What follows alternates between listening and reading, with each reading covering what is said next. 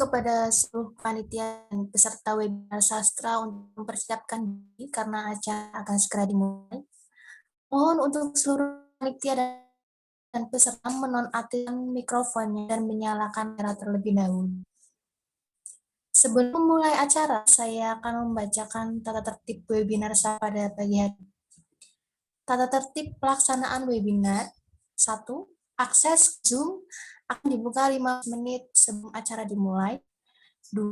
Peserta harap hadir tepat waktu pada 7.45 waktu Indonesia Barat karena acara akan dimulai pukul 8 waktu Indonesia Barat. 3. ID peserta dalam webinar ini harus menggunakan nama asli diikuti oleh instansi bagi peserta luar Inggris. 4.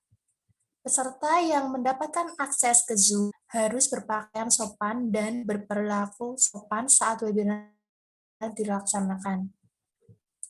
5.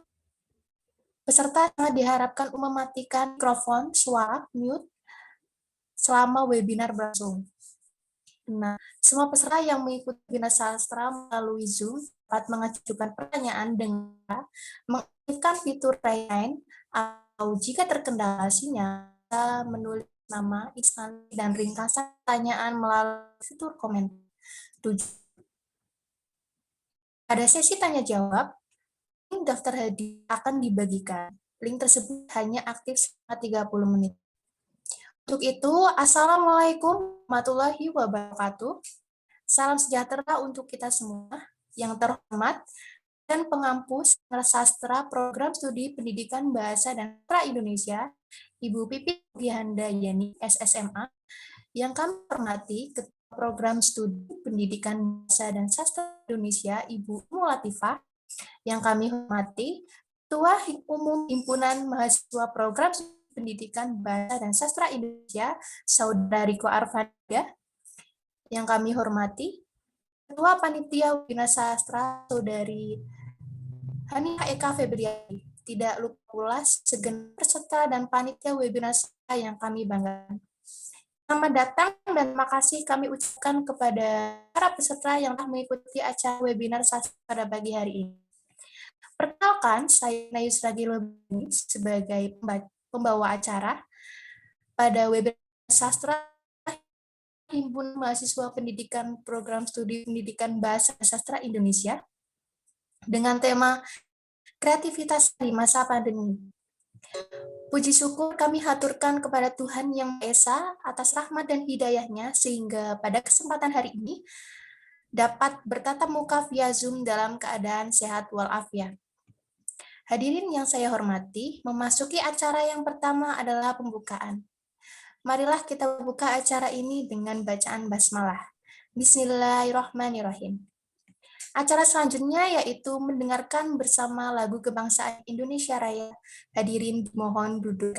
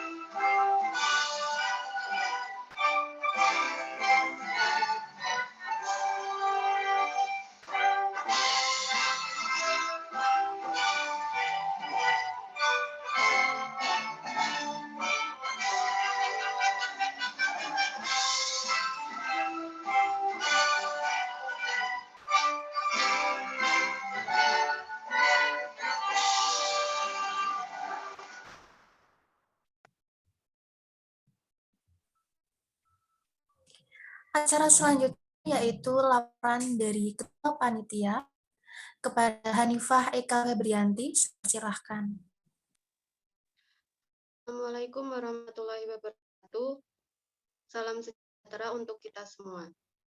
Yang terhormat dosen pengampu seminar sastra program studi pendidikan bahasa dan sastra Indonesia, Pipit Mugihayani SMA, yang saya hormati Ketua Prodi Pendidikan Bahasa dan Sastra Indonesia, Bu Umu Latif, yang saya hormati Ketua Umum Hima Pendidikan Bahasa dan Sastra Indonesia, Saudara Riko Arvaniyuda, yang saya hormati Ketua Pemateri Saudari Siva Sofiana dan Saudari Maulina Himatul Askar. Tak lupa segenap panitia webinar sastra dan para peserta webinar sastra yang dibanggakan. Mari kita panjatkan puji syukur kepada Allah Subhanahu wa taala atas nikmat dan hidayah yang diberikan kepada kita sehingga pada hari ini kita masih diberikan kesehatan untuk dapat mengikuti acara webinar ini. Selamat datang. Terima kasih kepada para peserta yang telah mengikuti acara webinar pada hari ini. Perkenalkan, saya Hanifah Eka Febrianti sebagai Ketua Panitia Pelaksanaan Webinar Sastra dengan tema Kreativitas Sastra di Masa Pandemi. Di era yang serba digital ini, apresiasi karya sastra oleh pelajar sangat minim. Banyak dari kalangan pelajar dan mahasiswa melek akan perkembangan sastra yang ada di Indonesia, sehingga kurang aktif dalam mengapresiasi karya sastra. Ditambah dengan kondisi yang mengharuskan semua orang mengurangi aktivitas berkerumun menuju kecemasan bagi sastrawan, sebab karya-karyanya tidak dapat berkembang dengan baik. Maka, pelaku panitia pada webinar ini memiliki langkah untuk pemecahan masalah dengan cara mengadakan webinar yang memperkenalkan sastra di kalangan pelajar, mahasiswa, dan masyarakat supaya mereka dapat memahami perkembangan sastra yang ada di Indonesia, serta dapat meningkatkan kreativitas dalam mengapresiasi karya sastra. Jangan sungkan untuk mencatat poin yang jelas, akan nanti ditanyakan kepada materi saat tanya jawab. Saya dengan mengikuti webinar ini sungguh-sungguh, teman-teman mendapatkan materi yang luar biasa. Saya ucapkan terima kasih kepada rekan-rekan panitia yang telah menyiapkan acara ini dengan sebaik mungkin. Semoga ilmu yang akan kita dapat ini menjadi bahan pembelajaran kita ke depan. Akhir kata, saya mewakili panitia memohon maaf jika dalam jalannya acara ini nanti ada hal yang kurang berkenan di hati teman-teman. Semoga teman-teman tetap bersemangat dan siap untuk mengembangkan kreativitas di masa pandemi. Dan jangan lupa tetap patuhi protokol kesehatan yang berlaku. Terima kasih. Wassalamualaikum warahmatullahi wabarakatuh. Waalaikumsalam warahmatullahi wabarakatuh. Baik, terima kasih pada Ketua Panitia yang telah menyampaikan laporannya. Untuk acara selanjutnya yaitu sambutan dari Ketua Himpunan Mahasiswa Program Studi Pendidikan Bahasa dan Sastra Indonesia kepada Saudara Riko Arvan Yuda. Waktu tempat saya serahkan. Baik, terima kasih. Assalamualaikum warahmatullahi wabarakatuh. Salam sejahtera bagi kita semua. Yang terhormat Ibu Pipit Mugihayani SSM selaku dosen Seminar Sastra Indonesia, Pendidikan Bahasa dan Sastra Indonesia. Yang terhormati Ibu Umu Latifah selaku Prodi Pendidikan Bahasa dan Sastra Indonesia. Kami hormati narasumber, tak lupa rekan-rekan mahasiswa dan pelajar saya sayangi dan saya banggakan. Lupa juga saya bangga tak terhingga kepada panitia yang sudah bekerja keras untuk mensukseskan kegiatan sehingga pada hari ini kita menjalankan acara ini yang insya Allah luar biasa sekali. Berkat kegiatan ini kalian kini berkumpul dalam Zoom meeting walaupun tidak secara luring. Kalian tetap semangat.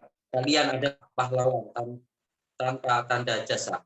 Mengawali perjumpaan pada hari ini, tengah kira kita panjatkan syukur kehadirat Allah SWT yang Maha Akbar. Atas segala limpahan rahmatnya kita bisa berkumpul dalam acara webinar yang diadakan Himpunan Mahasiswa Pendidikan Bahasa dan Sastra Indonesia. Tak lupa salam tercurah limpahan kepada junjungan Nabi besar Sallallahu Alaihi Wasallam yang kita tentukan syafaatnya hari ini sampai kelak nanti. Hadirin yang berbahagia, kegiatan ini diadakan oleh Hima Pendidikan Bahasa dan Sastra Indonesia, yaitu bertujuan untuk kami sama kehidupan dan menghidupi hidup sebelumnya guna meningkatkan kreativitas sastra pada pelajar dan mahasiswa. Di era yang ini serba digital ini, apresiasi karya sastra oleh pelajar sangatlah minim. Banyak dari kalangan pelajar bahkan mahasiswa yang melek akan perkembangan sastra yang ada di Indonesia, sehingga kurang aktif dalam mengapresiasi karya sastra. Ditambah kondisi yang saat ini, yaitu COVID-19, mengharuskan semua orang mengurangi aktivitas berkerumun, menambah kecemasan bagi sastrawan, sebab karyanya tidak dapat berkembang dengan baik. Maka dengan begitu, Himpunan Mahasiswa PBSI ASA terpilih untuk mengadakan webinar sastra. Harapannya dengan kegiatan ini memberikan masukan dan motivasi untuk pelajar dan mahasiswa menumbuhkan kreativitas sastra.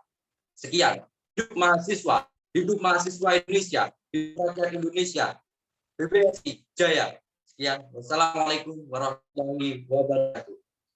Waalaikumsalam warahmatullahi wabarakatuh.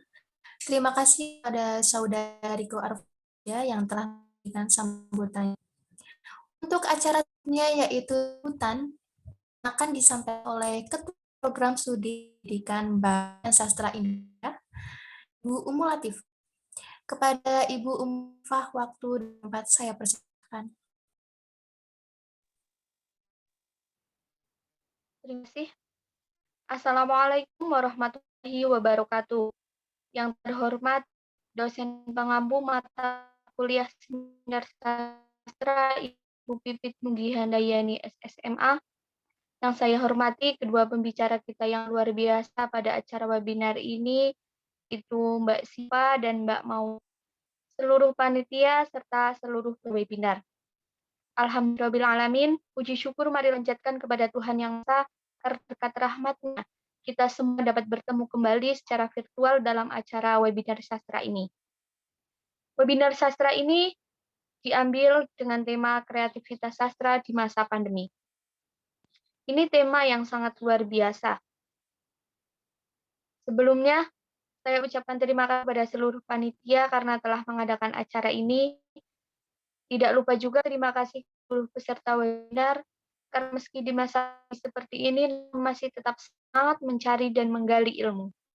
Semoga ada webinar ini semua dapat tetap mengangkat dan mengembangkan kreativitas sastra.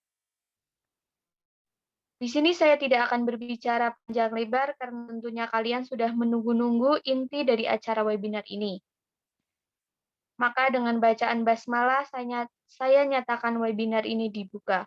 Bismillahirrahmanirrahim. Sekian, terima kasih. Wassalamualaikum warahmatullahi wabarakatuh. Terima kasih kepada Ibu Umu Latifah yang sudah memberikan sambutan serta membuka acara pada pagi hari ini. Untuk acara selanjutnya yaitu acara inti. Pemaparan materi dari para narasumber yang akan disampaikan oleh pemateri pertama kita, Siva Sofiana, dengan judul Mengembangkan Kreativitas Karya Sastra Mahasiswa di Masa Pandemi melalui Analisis Novel Laskar Pelangi karya Andrea Hinata, dan pemateri kedua kita, Maulina Himatul Aska, dengan judul Mengangkat Jiwa Kreativitas Sastra melalui kumpulan puisi dalam buku Untuk Matamu karya Karisma Pelana. Sebelumnya, saya akan membacakan CV moderator yang akan memandu jalannya diskusi pada sesi pertama dan sesi kedua. Nama, Ardi Febrito, tempat tanggal lahir, Wonosobo, 7 Februari 2000, moto hidup, jadi seperti dalam, walaupun tidak digambar, namun dibutuhkan. Kepada moderator, saya persilahkan. Baik, terima kasih atas waktunya Mbak Vina Yusra sebagai pembawa acara. Assalamualaikum warahmatullahi wabarakatuh. Selamat pagi semuanya teman-teman. Mudah-mudahan di pagi yang cerah ini kita sedang diberikan kesehatan walaupun di tengah-tengah pandemi saat ini. Nah, saya di sini sebagai moderator akan memandu jalannya webinar pada pagi hari ini. Karena tadi saya sudah diperkenalkan oleh pembawa acara, saya di sini akan memperkenalkan kedua pemateri kita yang cantik-cantik ini. Nah, dari pemateri ini ada Mbak Siva Sofiana. Saya akan bacakan CV-nya terlebih dahulu. Nama Siva Sofiana, tempat tanggal lahir Padang 18 Agustus 2000, agama Islam, jenis kelamin perempuan, moto hidup perjalanan 1000 langkah berawal dari satu langkah. Pendidikan 2004 sampai 2006 Melati 1, 2006 2012 SD Kemiri 3, 2012 sampai 2015 MTS Darussalam, 2015 sampai 2018 SMA Negeri 1 dan 2018 sampai sekarang Universitas Bidari Semarang. Nah, buat kalian yang pengen kontak-kontak sama Mbak Siva, nanti bisa tanya-tanya saat materi. Nah, untuk mempersingkat waktu, saja Mbak Siva Sofiana sudah siap untuk memaparkan materinya. Siap, Mas Ardi. Baik, waktu dan tempat saya persilakan. Baik, terima kasih atas waktunya Mas Ardi. Di sini saya akan menyampaikan sedikit hal mengenai mengembangkan kreativitas karya sastra mahasiswa di masa pandemi melalui analisis novel Laskar Pelangi karya Andrea Hirata. Seperti yang kita tahu, di Indonesia bahkan di dunia sedang mengalami wabah corona. Oleh karena itu, pemerintah Indonesia menganjurkan semua siswa maupun mahasiswa berkegiatan melalui online.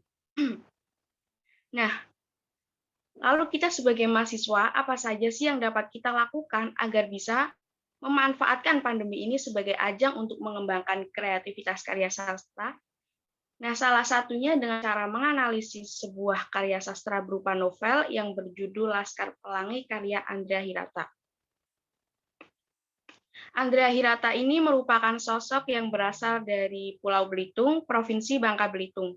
Lahir pada tanggal 24 Oktober 1967 di Gantung, Belitung Timur.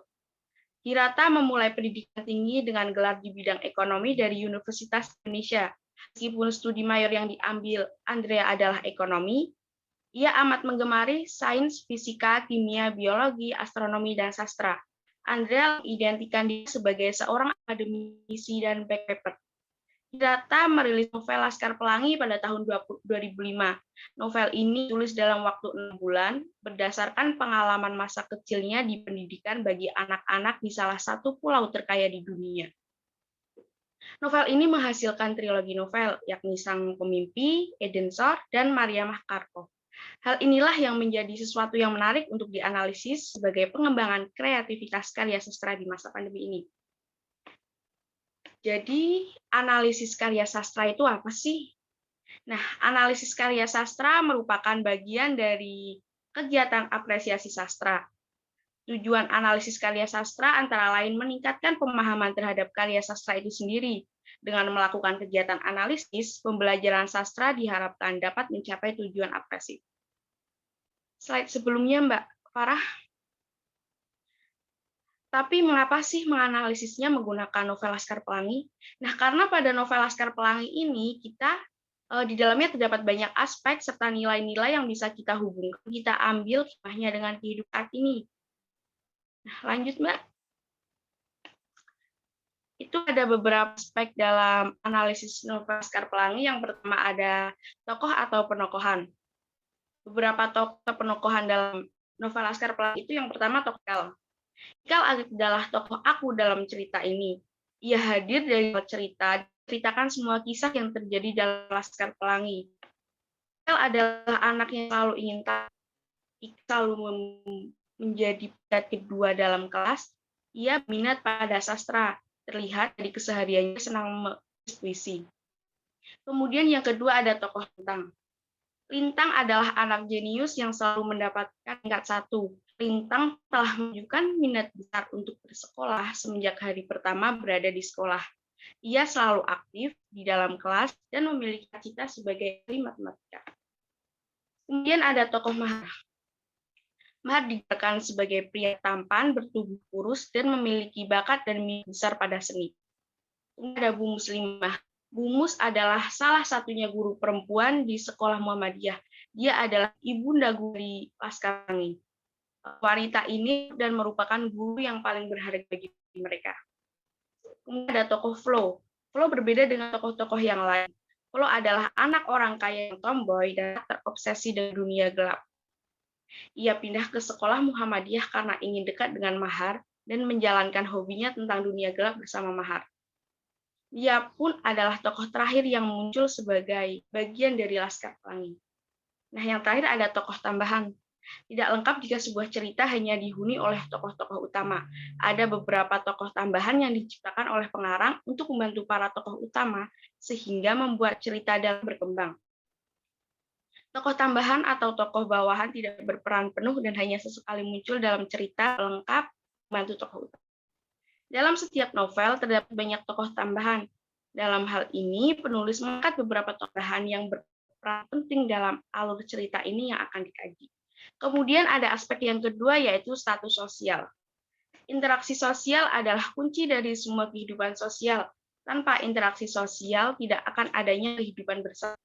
Bertemunya seorang secara jasmani dan tidak akan menghasilkan pergaulan hidup dalam suatu sosial. Pergaulan tersebut akan terjadi apabila perorangan atau kelompok manusia bekerja sama. Ikal, Mus, kepala sekolah, orang tua murid, serta anggota Laskar Pelangi lainnya yang memperjuangkan sekolah Muhammadiyah. Dalam novel Laskar Pelangi terdapat realitas sosial yang mengacu pada masalah sosial. Masalah sosial dalam novel Laskar Pelangi ini disebabkan oleh beberapa faktor ya, antaranya faktor ekonomi dan kebudayaan. Permasalahan tersebut sebagai dampak adanya interaksi sosial antar tokoh maupun kelompok. Masalah-masalah tersebut adalah masalah persahabatan, percintaan, serta kemiskinan. Nah, sama seperti keadaan saat ini nih, yang menjadi dampak virus corona yang sedang terjadi. Kemudian ada aspek yang ketiga, yaitu sikap hidup dan perilaku sehari-hari para tokoh. Sikap hidup dalam novel Laskar Pelangi itu berupa kasih sayang terhadap anak dan orang tua, serta kasih sayang sama teman, yaitu kasih sayang laki-laki wanita. Masing-masing tokoh pun selalu berperilaku humoris dengan sendirinya. Dan yang terakhir ada peristiwa yang terjadi dalam novel Laskar Pelangi. Cerita ini terjadi di Desa Rantung, Belitung Timur. Dimulai ketika sekolah Muhammadiyah terancam akan dibubarkan oleh Deput Sumatera kalau tidak sampai siswa baru yang berjumlah 10 anak. Ketika itu baru 9 anak yang menghadiri upacara pembuka. Akan tepat ketika Farhan, sang kepala sekolah, berpindah Harun ibunya datang mendaftarkan diri di sekolah itu. Dari sanalah dimulai cerita, mulai penempatan penduduk, pertemuan mereka dengan Pak Harfan, perkenalan mereka yang luar biasa, di mana yang malah cengir ketika ditanyakan namanya oleh mereka, yaitu Bu Mus. Kejadian bodoh yang dilakukan oleh Bo atau pemilih ketua kelas yang diprotes keras oleh Ucai. Kejadian ditemukan luar biasa. Pengalaman cinta pertama Ikal sampai taruhnya nyawa Lintang yang 80 km pulang pergi rumahnya ke sekolah. Mereka, Laskar Pelangi, nama yang diberikan Bu Muslimah karena kesenangan mereka terhadap pelangi, pun sempat mengharumkan nama sekolah dengan berbagai cara. Misalnya pembahasan denda mahar yang selalu diberikan kawan-kawan karena kesenangan pada okultisme yang membuahkan kemenangan manis pada Karnaval 17 Agustus. Dan kejeniusan luar biasa Lintang yang menantang dan mengalahkan Dr. Zul, guru sekolah kaya yang berijazah dan terkenal. Dan memenangkan lomba cerdas cermat, Laskar Pelangi mengarungi hari-hari yang menyenangkan, tertawa, menangis bersama. Kisah 10 kawan ini berakhir dengan kematian ayah Lintang yang memaksa untuk putus sekolah dengan sangat mengharukan dan dilanjutkan dengan kejadian 12 tahun Kemudian di mana Ikal yang berjuang di Pulau Belitung kembali ke kampungnya. Lanjut, Mbak. Kemudian ada nilai-nilai yang terkandung dalam novel Laskar Pelangi. Beberapa nilai yang terkandung dalam novel Laskar Pelangi ini seperti nilai religiusitas, toleransi, kejujuran, demokratis, peduli sosial. Nah, nilai peduli sosial ini sangat diperlukan bagi kita di keadaan sekarang ini. Nah, kita harus support mereka terpapar COVID dan menyemangatinya agar tetap beraktivitas sehappy mungkin. Selain itu, nilai tanggung jawab, kreatif, perjuangan, dan kerja keras dalam bertahan hidup menggapai sebuah cita-cita. Integritas, disiplin, komunikatif, rela berkorban, dan kesetiakawanan serta cinta tanah air. Lanjut. Nah, jadi dapat disimpulkan bahwa pandemi bukan alasan bagi seseorang yang ingin beraktivitas dan berkreativitas. Selain itu, ada banyak novel yang bisa dianalisis dalam mengembangkan kreativitas. Tapi tidak hanya novel saja, ada pula karya sastra lainnya seperti puisi, cerpen, prosa, maupun lainnya yang sekiranya dapat bernilai positif dan bisa mengembangkan kreativitas karya sastra di pandemi ini. Terima kasih, itu yang dapat saya sampaikan. Assalamualaikum warahmatullahi wabarakatuh. Wah, semuanya pemateri satu ini telah menyampaikan materinya tadi tentang novel Laskar Pelangi, teman-teman. Untuk mengingatkan, untuk teman-teman agar selamatkan ya, habis ini link presentasi sudah dibagikan.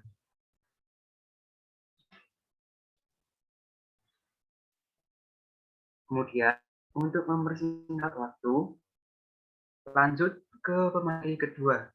Sebelum lanjut lagi, saya akan membacakan materi kedua terlebih dahulu. Di sini pemateri kedua, nama Nina Himatul Asqa, tempat tanggal lahir Batang 19 November 2000, jenis kelamin perempuan, alamat Dukuh Palong, Desa Kebut, Kecamatan Bradu, Kabupaten Batang, Jawa Tengah. Kode posnya tersebut agama Islam, status mahasiswa. Riwayat pendidikan pada tahun 2003 sampai 2000 di Maswiro, 2006 sampai 2012, MI Islamiyah Keput 2012 sampai 2015, di MIS Agung Alim Blado 2012 sampai 2018, MA Sunan Kalijaga Bawang. Pengalaman di PAUD Harapan Bunda di Jalan Songo nomor 33 Bantir Tuman Bawang, Kabupaten Batang, Jawa Tengah. Di sini juga sudah terlalu WA dan Instagram serta email. Barangkali nanti ada yang bisa atau yang ingin bertatap kontak sama Molina. Nah, untuk mempersingkat waktu, Mbak Molina sudah siap untuk memaparkan materinya? Sudah, Mas Ardi. Baik, waktu dan tempat saya persilahkan. Baik, terima kasih untuk Mas Ardi yang telah memberikan waktunya. Untuk panitia bisa menampilkan PPT saya ya.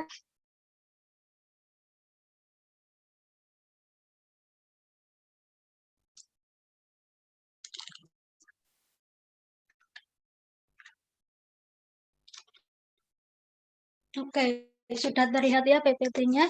Jadi di sini saya akan membahas tentang mengangkat jiwa kreativitas sastra melalui analisis kumpulan puisi dalam buku untuk matamu karya Karisma Pelanang. Sebelumnya di sini saya akan menjelaskan lebih fokusnya itu kepada struktur batin puisi. Nah, sebelum saya lanjut apa aja struktur batin puisi, di sini saya akan sedikit menyampaikan tentang sosok Karisma Pelanang. Lanjut, Mbak. Nah, Karisma Pelanang atau Karisma Pangeran Lanang, beliau merupakan salah satu karyawan di perusahaan minyak yang ada di Kalimantan. Beliau lahir pada 19 Oktober 1988 atau 33 tahun yang lalu. Beliau ini merupakan seseorang yang aktif di akun sosial media Twitter dan memulai menulis itu pertama kali pada tahun 2013 bersama rekan-rekannya pada kumpulan puisi Sajak Cinta dan Hal-Hal yang Tak Selesai. Kemudian beliau kembali menulis lagi pada tahun 2019, yaitu pada buku yang saya analisis ini dengan judul Untuk Matamu. Buku Untuk Matamu ini bagi dari dua bagian. Bagian pertama dengan subjudul yang diberi subjudul Ada Bunga di Matamu. Kemudian untuk bagian kedua subjudulnya diberikan dengan selalu ada satu yang kau rindukan, namun kau tak ingin ia kembali. Lanjut. Nah, dalam puisi di dalam buku Untuk Matamu ini, mayoritas bercerita tentang cinta, hubungan batin manusia dengan manusia. Untuk yang tentang cinta itu lebih kebanyakan di bagian 1, dan yang hubungan batin manusia itu lebih kebanyakan di bagian kedua. Lanjut. Nah, sekarang kita masuk ke struktur batin puisi. Apa aja sih struktur batin puisi itu? Struktur batin puisi itu terdiri dari 4, yaitu yang pertama tema, kedua nada, ketiga rasa, dan keempat yaitu amanat. Kita bahas satu-satu ya. Yang pertama ada tema. Seperti yang kalian lihat pada PPT, tema adalah landasan pokok sebuah cerita. Jojo Suroto dalam Messi 2014 menyatakan bahwa tema bisa saja berasal dari diri sendiri maupun orang lain ketika seorang penyair menuangkan tema tersebut. Nah, jadi tema ini sebagai landasan pokok sebuah penyair menuangkan sebuah karyanya. Biasanya sebuah pengarang jika ingin membuat cerita atau karya, yang pertama dilakukan yaitu menentukan temanya. Jika tema sudah ditemukan, selanjutnya seorang pengarang bisa menuliskan karyanya dan setelah itu bisa ditentukan apa judul dari karya tersebut. Kemudian struktur batin puisi yang kedua yaitu ada nada. Nada adalah pelafalan dengan menggunakan suara yang rendah maupun yang tinggi. Dalam Kamus Besar Bahasa Indonesia, nada yaitu tinggi rendahnya bunyi. Jadi ketika kita membaca atau menyanyikan sebuah karya, tentunya kita menggunakan nada dalam karya tersebut. Lanjut. Nah, kemudian yang ketiga ada rasa atau perasaan. Waluyo dalam Harining Tias 2011 mengungkapkan bahwa rasa merupakan perasaan pengarang dalam menuangkan ungkapannya di dalam puisi, karena pengarang turut mengekspresikan suasana hatinya di dalam puisi tersebut. Nah, ketika kita menganalisis sebuah rasa, rasa itu bisa kita analisis setelah kita membacakan karya tersebut. Setelah itu kita baca menggunakan rendah atau tinggi. Nah, biasanya setelah itu muncul rasa dalam karya tersebut. Kemudian yang terakhir yaitu amanat. Amanat adalah pesan yang terkandung di dalam sesuatu yang disampaikan, baik puisi, cerpen, petuah seseorang, dan lain sebagainya. Dalam Kamus Besar Bahasa, amanat adalah gagasan yang mendasari karya sastra atau pesan yang ingin disampaikan kepada atau pendengar. Lanjut, Mbak. Nah, di dalam buku Untuk Matamu ini, saya menganalisis hanya beberapa puisi. Pada bagian 1 saya menganalisis 3 puisi, dan pada bagian saya juga menganalisis 3 puisi. Oke, untuk puisi pertama, saya bacakan ya. Ketiadaanmu. Berada di keramaian bukan berarti tak sepi, karena untukku sepi ialah ketika adanya ketiadaanmu. Karisma Pangeran, bagian 1 halaman 10. Lanjut, Mbak.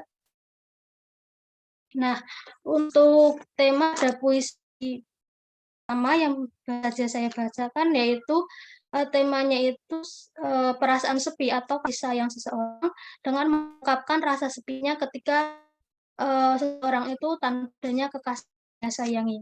Kemudian adanya nada yang dibacakan ketika membacakan sebuah ungkapan puisi baca itu menggunakan nada rendah karena sebuah ungkapan perasaan kasih sayang. Kemudian rasa pada puisi itu yaitu suasana sepi karena tanpanya ada kekasih. Jika tanpa adanya kekasih.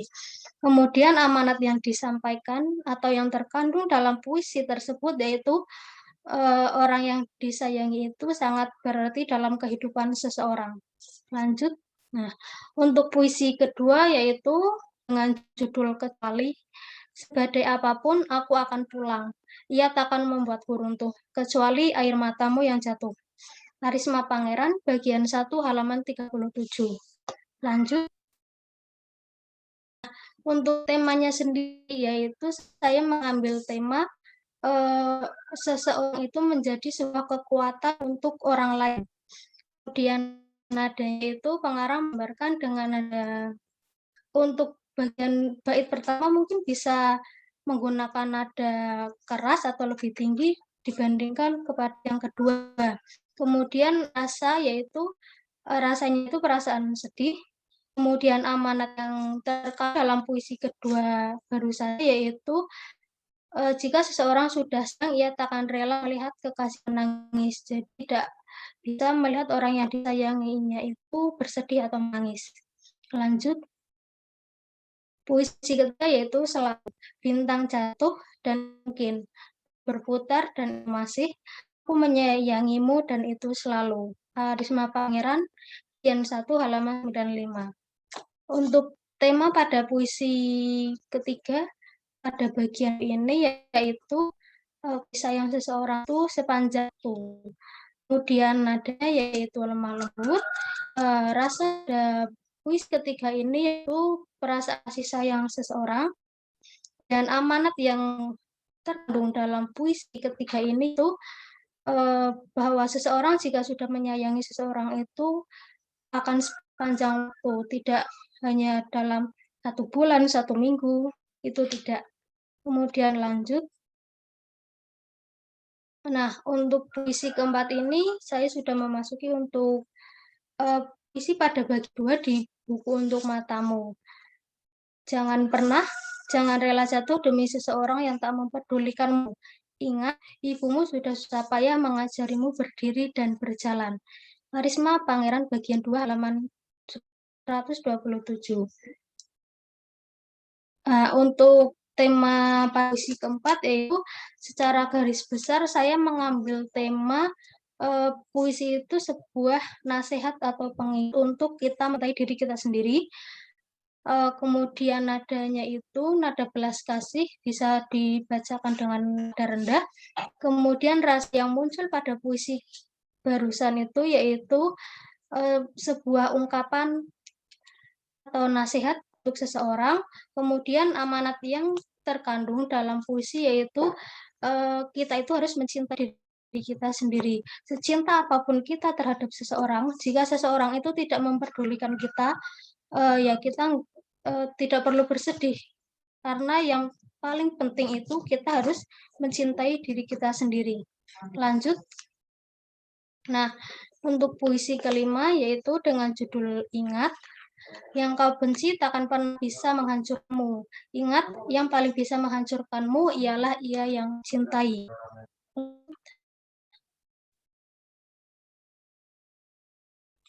Untuk tema pada kelima, saya ambil tema sama seperti puisi keempat, yaitu sebuah nasihat atau kemudian ada yang digunakan itu menggunakan nada rendah atau nada keras tergantung kita membacanya karena itu buah mengingat atau nasihat jadi bisa menggunakan nada tinggi menurut saya.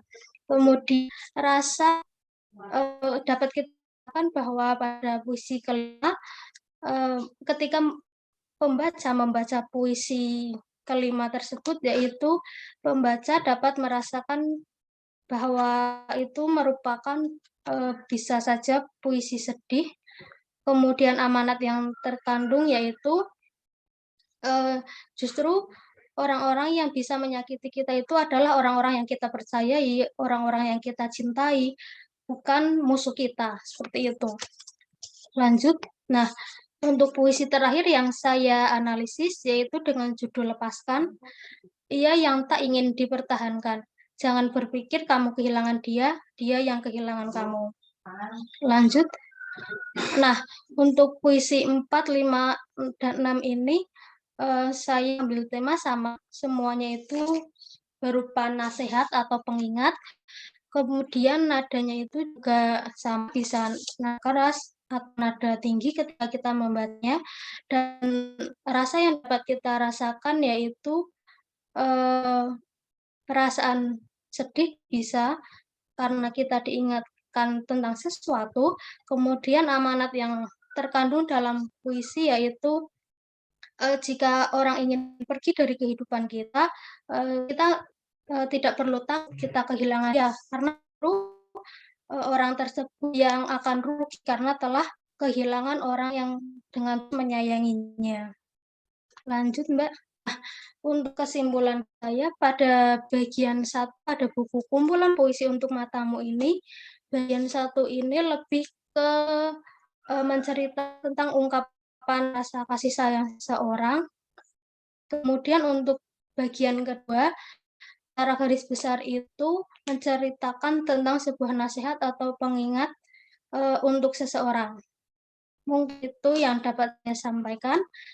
Sebelum saya kembalikan ke moderator, ada puisi, pergi ke pasar membeli ikan yang jual namanya Bu Asih. Mungkin itu yang dapat saya sampaikan. Cukup sekian dan terima kasih. Wassalamualaikum warahmatullahi wabarakatuh. Saya kembalikan ke Mas Ardi. Waalaikumsalam warahmatullahi wabarakatuh. Terima kasih Mbak Maulina, wah bagus sekali ya ini ya materi 2 ya. Nah, tadi sudah terpaparkan materi 1 dan materi 2 yang sudah menyampaikan dengan bagus sekali. Kita berikan tepuk tangan online dulu teman-teman. Nah, bukan online ya. Nah, kemudian kita masuk ke sesi tanya jawab. Ini jika ingin bertanya, silahkan di kolom chat sertakan pertanyaan pada materi 1, materi 2. Sambil tunggu ada yang bertanya nanti. Sekarang tanya-tanya dulu ya kepada materi 1, 2 ini. Partisipasi dulu nih. Sambil menunggu ada yang bertanya. Mbak Ya, Mas Siva. Ardi. Mbak Siva, kesibukannya apa ya Mbak Siva ya? Ya, Selama kuliah ini. Ya, paling bantu-bantu orang tua saja, Mas. Main. Oh iya, kan Mbak Siva itu ya ikut kampus mengajar ya? Wah, itu seru banget ya pasti ya? Seru banget, tapi sayangnya udah penahan 2 hari yang lalu ya. Ini sambil menunggu bertanya, kok ini bukti yang bertanya nih. Pada ngantuk semua mana ini. Ini pertanyaan buat Maulina, kelas 2. Nah, Maulina, kesibukannya hari ini Mbak Maulina dengan yang padat ini. Untuk kesibukannya sendiri ya paling ya di rumah Mas Ardi, kerjakan tugas karena kita juga sudah tertua, jadi tugasnya mulai banyak. Mungkin seperti itu. Betul sekali Mbak Maulina, apa yang saya rasakan juga seperti itu ya. Waduh, nggak apa-apa ya Maulina, tetap semangat dan tetap kerjakan tugasnya. Ya, yang bertanya silahkan. Mbak Ika Sofiarani, mengangkat tangan sama Mbak Ika Desi. Silahkan Mbak Ika Sofiarani terlebih dahulu. Oke, baik Mas Ardi, terima kasih sebagai moderator yang pagi ini selalu ceria ya Mas Ardi ya. Oke, dari saya sendiri izin bertanya kepada pemateri 1, tadi ada Mbak Siva Sofiana. Nah, tadi bagus sekali dari materi Mbak Siva terkait mengembangkan kreativitas karya sastra. Nah, yang ingin saya tanyakan, Tadi kan Mbak Siva mengambil novel yang berjudul Laskar Pelangi ya, karya Andrea Hirata. Nah, ini yang ingin saya tanyakan yaitu apa saja kelebihan dan kekurangan yang terdapat pada novel Laskar Pelangi yang Mbak Siva tadi jelaskan. Seperti itu Mbak Siva dari saya. Terima kasih. Saya kembalikan kepada Mas Ardi. Baik, silakan Mbak Siva, langsung aja Mbak Siva. Ini langsung jawab atau tampung dulu, Mas Ardi? Oh, mau Langsung tampung jawab dulu? saja. Atau langsung jawab saja ya, Mas? Ya, Takutnya langsung lupa. aja, nggak apa-apa. Oke, menurut saya itu kelebihannya dalam cerita Laskar Pelangi ini terdapat kritik sosial terhadap pemerintah mengenai pendidikan, khususnya di daerah terpencil nih. Nah, selain itu, dalam ceritanya menggambarkan persahabatan yang setia, kan jarang. Di zaman sekarang itu ada persahabatan yang sangat setia gitu. Kemudian adanya dorongan untuk pembaca agar selalu tabah ketika menghadapi masalah. Salah satunya itu masalah yang kita hadapi sekarang ini kan terkena dampak virus corona gitu ya. Nah, kalau kekurangannya menurut saya cuma satu, tidak terlalu menjelaskan secara rinci mengenai kejadian cerita dalam Laskar Pelangi. Itu Mas Ardi. Mbak Ika, apakah sudah cukup?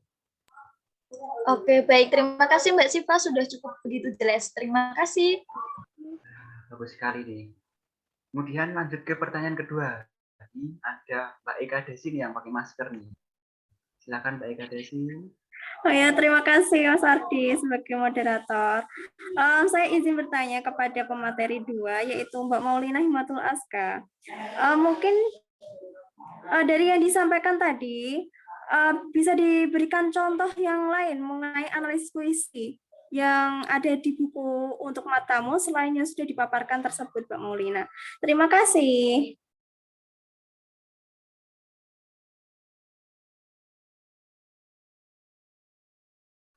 Silakan Mbak Maulina Himatul Aska. Oke, terima kasih Mbak Eka atas pertanyaannya. Saya izin membuka bukunya terlebih dahulu karena saya belum menyiapkan puisi lain. Oke, saya akan memberikan satu contoh lagi puisi yang ada di buku ini, yaitu dengan judul Segala. Jangan takut manisku, segala yang ada pada selalu mencintai segala yang ada padamu.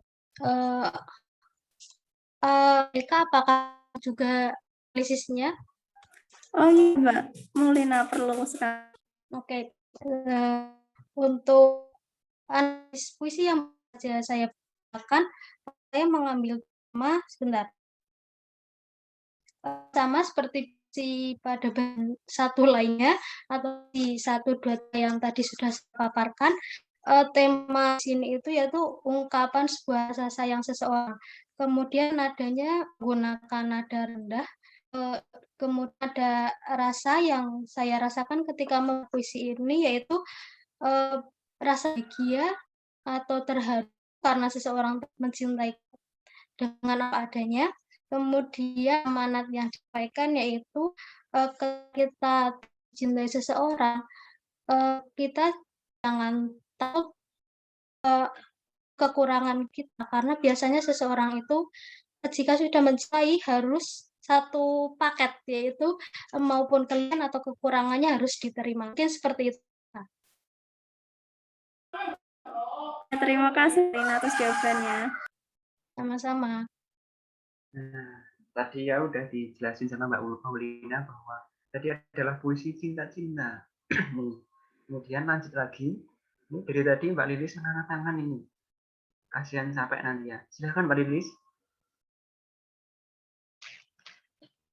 Oke, terima kasih Mas Ardi. Apakah suara saya terdengar Mas Ardi? Terdengar banget, Lilis. Oke, saya izin bertanya untuk pemateri 1, Mbak Siva, mengenai amanat yang bisa diambil dalam novel Laskar Pelangi apabila dilihat dalam kehidupan sekarang ini. Terima kasih. Silakan dijawab, Mbak. Langsung saya jawab ya, Mas Ardi. Iya, langsung aja. Menurut saya itu ada beberapa amanat yang dapat diambil ya. seperti untuk memberikan inspirasi dan semangat kepada para guru, pelajar maupun mahasiswa yang berada dalam pendidikan saat ini. Karena pendidikan sangatlah penting bagi kita semua walaupun dalam berbagai tantangan melanda pendidikan. Kemudian adanya kemiskinan dan kekurangan fasilitas pendidikan itu bukanlah satu hal yang menghambat terpuruknya seseorang untuk menempuh ilmu dan mempunyai pandangan buruk tentang keadaan serba sederhana itu. Semangat dan pandangan hidup ke depan akan membuat seseorang mampu melampaui masa sulit dalam menempuh pendidikan. Kemudian ada amanat sebagai penerus generasi atau bangsa ini, setiap individu itu mempunyai dedikasi tinggi terhadap pendidikan, khususnya seorang guru nih. Di dalam proses mendidik, sebaiknya dapat mengajarkan tentang nilai-nilai dasar kehidupan seperti akhlak, kejujuran, dasar-dasar moral, dan agama. Selain itu, dalam mengajar sebaiknya tanpa pamrih. Kan kalian juga calon-calon guru nih. Dan mengajar itu dengan hati yang ikhlas, sabar, dan harus selalu bahagia. Kemudian dalam menggapai cita, hendaknya kita tidak menyerah atau putus asa. Walau cita-cita tidak mudah untuk diraih atau diwujudkan keinginan, berusahalah sekuat tenaga untuk meraih semua mimpi dan cita-cita walau hempitan ekonomi dan batasan seperti saat ini. Terima kasih. Itu jawaban dari saya, Mbak Lilis. Apakah sudah cukup? Mbak Siva, udah kasih alas jawabannya. Nah, itu tadi sudah dijelaskan Mbak Siva, hari ini sekali ya. Ini ada di kolom chat, ini masih ada. Saya bacakan saja ya. Dari Mbak Nur Adila Mahda. Saya Nur Adila dari PPSI kelas C. Ini bertanya untuk materi kedua, Mbak Maulina. Pertanyaannya, bagaimana cara menganalisis struktur batin puisi? Terima kasih.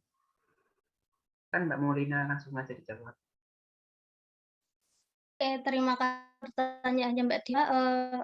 Bagaimana cara kita menganalisis struktur batin puisi? Seperti yang kita ketahui dan sudah saya bahas tadi ya Mbak Dila, struktur batin puisi itu terdiri dari 4, yaitu tema, nada, rasa, dan juga amanat. Nah, untuk menganalisis kita itu biasanya harus membaca suatu karyanya itu terlebih dulu, nanti secara garis besar kita ambil karya itu menceritakan apa sih. Nah, kita sudah menemukannya, kita bisa mengambil dari karya tersebut. Kemudian nada, kalau nada bergantung pada karyanya tersebut. Jika menceritakan sedih, biasanya kita menggunakan nada rendah. Jika karya tersebut berisikan tentang ungkapan marah, biasanya menggunakan nada yang lebih tinggi. Kemudian untuk rasa, untuk menganalisis rasa ini, biasanya kita dapat jumpai ketika kita membacakan sebuah karyanya itu. Bergantung kita membacakan karya itu dengan nada apa, seperti itu. Kemudian untuk amanatnya sendiri, sama seperti tema, kita harus membaca sebuah karyanya terlebih dahulu sampai selesai. Jika sudah ditemukan ini bercerita tentang apa, biasanya kita juga dapat menemukan pesan apa sih yang ada di dalam suatu karya tersebut. Mungkin seperti itu Mbak Dila jawaban dari saya. Apakah sudah jelas? Baik, terima kasih untuk Mbak Maulina, sudah sangat jelas. Terima kasih. Sudah, sama-sama. Terima kasih Mbak Maulina, jawabannya sangat rinci sekali. Masih satu penanya lagi, Puput yang dari tangan. Mbak Puput, apakah mau bersuara atau dibacakan saja? Saya saja ya. Saya Puput Supriyanti ingin bertanya untuk materi 2. Pertanyaannya, apa kelebihan dan kekurangan buku kumpulan puisi karya Karisma P? Silahkan jawab Mbak Maulina. Baik Mas Ardi, sebelumnya tadi pertanyaannya tentang kelebihan dan kekurangan ya? Iya, betul sekali. Oke, untuk kelebihannya sendiri dalam puisi untuk mau ini, puisi yang ada itu ditampilkan atau diberikan dengan kata-kata yang pendek dan mudah diingat. Apalagi untuk kaum remaja yang sedang jatuh cinta seperti itu ya, puisi ini itu sangat masuk dalam kehidupannya. Kemudian untuk kekurangannya sendiri dalam buku ini itu seperti yang sudah saya paparkan tadi, menurut saya buku ini itu terlalu monoton. Pada bagian satu hanya secara garis besar bercerita tentang sebuah ungkapan kasih sayang, kemudian untuk bagian kedua monoton juga, hanya berisikan tentang nasihat atau pengingat untuk seseorang. Mungkin seperti itu jawabannya. Apakah sudah jelas Mbak Puput atau ada yang ingin ditanyakan lagi? Mungkin sudah jelas ya. Sudah Oke, jelas. siap. Ini jika sudah tidak ada yang ingin bertanya, maka saya akhiri ya. Kayaknya kemungkinan ini sudah tidak ada yang bertanya lagi. Nah, sebelum mengakhiri,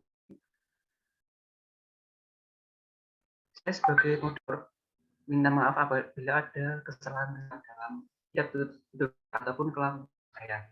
Sebelum mengakhiri, saya akan memberikan pantun terlebih dahulu. Beli buah ke pasar legi, makanya di pinggir kali.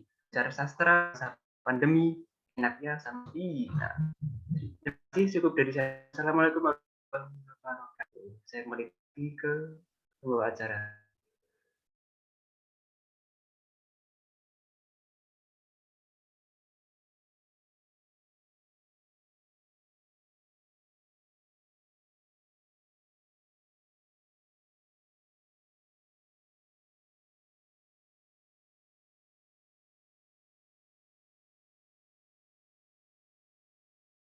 Oh, ini Mbak Vina sinyalnya keluar Zoom ya. Mungkin sedang ada terkendala teknis sinyalnya.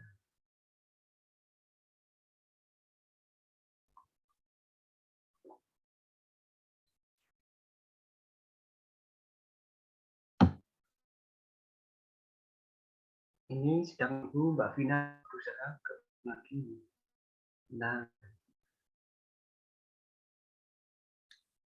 Mas Ardi sudah selesai? ini sedang menunggu Mbak Vina satu pembawa acara pada tahap terakhir. Baik, terima kasih kepada Hermawan Ardi Febrianto yang telah memandunya diskusi pada hari ini. Untuk acara yang terakhir yaitu penutup, mari kita tutup acara pada pagi hari ini dengan baca hamdalah. Alhamdulillahirabbil alamin. Terima kasih kepada seluruh peserta yang mengikuti acara webinar sastra hingga acara selesai. Dan saya selaku pengacara mohon maaf apabila dapat salah dalam bertutur. Segenap peserta dan tamu undangan diperkenalkan untuk meninggalkan ruangan. Wassalamualaikum warahmatullahi wabarakatuh. Waalaikumsalam. Waalaikumsalam warahmatullahi wabarakatuh.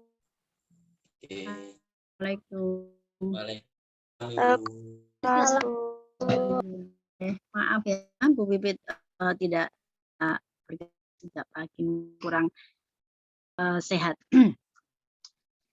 Sudah selesai untuk kelompok berapa ini? Kelompok 4. Baik, bismillahirrahmanirrahim. Assalamualaikum warahmatullahi wabarakatuh. Selamat pagi, salam sejahtera untuk kita semua. Yang paling utama, semoga kita bersama, kita semuanya dalam lindungan Allah Subhanahu wa Ta'ala, berikan kesehatan, begitu ya. Bu Pipit ingin mungkin memberikan masukan sepintas saja ya, mengingat Bu Pipit bergabung juga agak terlambat. Tadi Mbak Dila sudah memberikan jaminan akan dikirimkan namanya begitu. Kalau Bibit tadi masuk sejak pembicara 1, pembicara 2, ini hanya ada 2 narasumber di kelompok ini.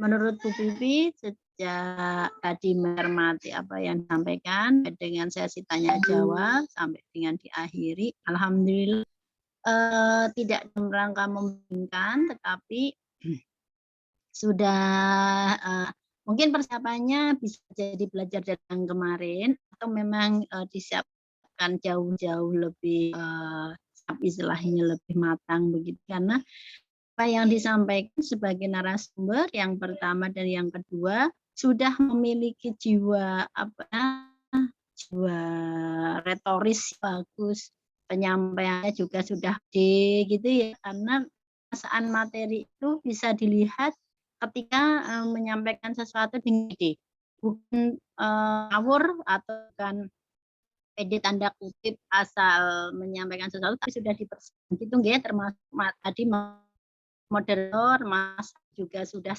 luwes menjadi moderator ya, kan SKD-nya cukup bagus. Suara Bu Bibi dengan baik?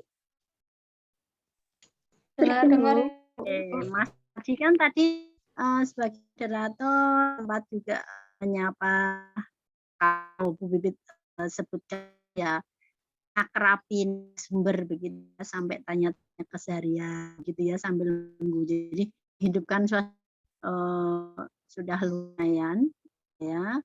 Atau kalau nanti jam terbang yang Bu Bibit sudah terasa menjadi moderator akan lebih lihat lagi gitu ya Mas ya, bahwa acaranya juga bagus, yang tidak mengikuti dari awal, jadi tadi ada Kaprodi, ada Ketua Hima, barang ini yang berperan itu kan, ada Kaprodinya di Mbak siapa mau jadi Kaprodi mau ya, kemudian ya nggak masalah karena itu dalam hal peran Mbak Umulatif udah pantas kok ya. Mungkin kaitannya dengan waktu, tadi dibuka term kedua ya Mas Adi ya, karena memang penanyanya masih sangat kecil ya, itu pun yang tanya anggotanya juga anggota kelompok ya. Memang itulah yang Bu sampaikan, jadi mengemas acara itu memang tidak gampang-gampang lah intinya begitu ya. Pembicara yang sangat bagus kadang belum bisa memantik pertanyaan karena tidak mengerti, tapi mungkin saking menariknya apa yang disampaikan justru sudah jelas ya. Tadi yang pertama tadi siapa narasumber pertama tadi? Ibu Iva tadi sangat-sangat menguasai materi ya apa yang disampaikan. Mungkin kalau Bu Bibit koreksi SL-nya ada beberapa perbaikan, tapi sebenarnya dibanding dengan yang sebelumnya sudah sangat maksimal siapkannya. Itu Bu Bibit akan mencari keterangan ya, karena sudah disiapkan tadi, bahkan sudah ada link untuk presentasi ya kan, sudah sampai seperti itu. Hanya mungkin peran moderator atau peran MC-nya bisa dimaksimalkan, segala informasi Anda boleh sampaikan. Paham ya Mas, begini. Tadi itu kurang bahasanya itu kurang lomo itu apa ya? Kurang sering memberi itu apa istilahnya? Lomo ya kalau dalam bahasa Jawa. Jadi ada apapun ini diinformasikan, ada apapun diinformasikan. Terus tadi MC juga ketika mau menutup acara boleh sambil beberapa. Tadi moderatornya sudah menutup dengan pantun. MC-nya mungkin sambil mempersiapkan. Tinggal ini saja, tinggal waktu. Kan kita bicara tentang sewa Zoom bahasanya gitu ya. Bicara tentang durasi. Nah, kalau memang masih ada waktu, terus juga untuk dokumentasi gitu ya. Jadi ramah. MC-nya tadi siapa ya? Vina. Mbak mana Mbak Vina? Ada Mbak Vina. Nah, ini masuk ke yang lain. Jadi mungkin MC bisa lebih ramah ya. Jadi ada apa-apa disapa, kemudian umpamanya sebelum menutup acara kita bisa adakan sesi foto bersama begitu ya. Atau kalau umpamanya masih ingin bersapa-sapa dipersilahkan gitu ya. Nah, itu bergantung dengan waktu. Kalau umpamanya durasinya memang sudah sangat minim, umpamanya Anda sewanya hanya tinggal 10 menit gitu ya, tidak ada waktu. Nah, itu sampaikan mengingat waktu terbatas, maka para peserta mohon izin kami akan segera menutup forum virtual ini. Gitu ya Mbak Vina ya. Jadi MC itu memang kalau sudah urusannya virtual daring seperti ini, yang paling luas harusnya yang paling ramah gitu ya. Ya itu bukan tuntutan, tapi kalau kita sampai bisa memanfaatkan situasi sebaik mungkin itu jauh lebih bagus. Nggih. Nggih, sementara itu dimulai pukul 8, ini pukul 10, 2 jam ya. Rencananya akan berapa jam? 2 jam, Ibu. Memang 2 jam ya, berarti memang sesuai dengan agenda. Oke, nggih, itu aja kalau memang semuanya sudah apa istilahnya maksimal menurut Bu Pipit, tinggal diperbaiki lagi ya, Pak Sofiana, Mbak Siva ya. Materi tadi, yang kedua siapa tadi? Maulina, Ibu. Mbak Maulina juga. Pokoknya kunci seorang narasumber hebat itu dia menguasai materi. Ya, mau ditanya model apapun, kalau pembicara menguasai materi akan santai saja, gitu ya. Nggih, itu dulu. Terima kasih semuanya sudah mempersiapkan dengan baik.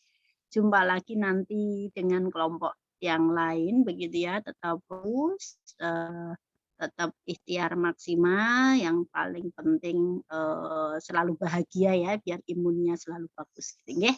Baik, Bu Pipit, terima kasih semuanya. Mohon maaf kalau kurang maksimal dalam memberikan arahan. Sampai jumpa di lain kesempatan. Selamat siang ya, menjelang siang. Masih pagi menjelang siang. Assalamualaikum warahmatullahi wabarakatuh. Mohon maaf, Bu Pipit, nanti pukul 1 ada kelompok yang maju simulasi lagi. Iya, boleh. Untuk kelompok 2 seperti nanti ini. dikabari Terima lagi kasih. ya Mbak Gila ya. Iya, Ibu. Iya. Ambil Bu Pipit tak mbak istirahat sih. Engko nak wis kaya balik jenggelek meneh ini nanti tak insyaallah tak ikut lagi nggih. Baik, Baik. Ibu. Baik, Bu. Ibu. Terima kasih. Ibu. Terima kasih, Ibu.